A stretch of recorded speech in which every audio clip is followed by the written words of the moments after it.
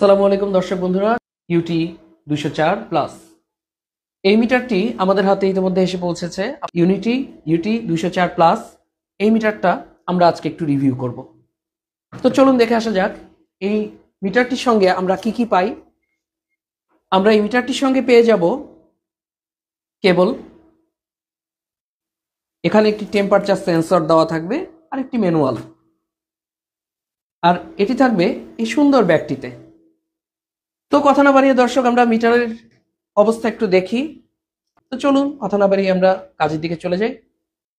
আচ্ছা, তো আমরা মিটারটাকে সিলেক্ট করলাম ডিসি এম্পিয়ার মোডে। এখানে 60 এম্পিয়ার এসি ডিসি দুটা কিন্তু একই অপশনই আছে। আমরা যদি জুম করে দেখাই এই যেখানে 600 এম্পিয়ার ম্যাক্সিমাম, আর এখানে 60 এম্পিয়ার দেওয়া আছে। এসি ডিসি দুইটা সাইনই দেওয়া আছে।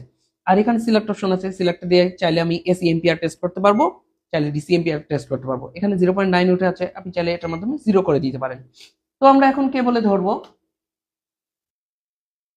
দর্শক ডিসি এম্পিয়ার দেখাচ্ছে প্রায় 44 এম্পিয়ারের মতো, সামান্য একটু ফ্ল্যাকচুয়েট করছে, যেহেতু ইনভার্টার এটা করবেই 43-44 এম্পিয়ারের মতো। তো আমরা আমাদের মেসটেকের যে মিটারটা সেটার মাধ্যমে একটু দেখি যে রেজাল্টের অ্যাকুরেসি কেমন। 0 করে নিলাম, 43.34। অর্থাৎ দর্শক দুটো মিটারই কিন্তু প্রায় সিমিলার, একই রকম রেজাল্ট দেখাচ্ছে।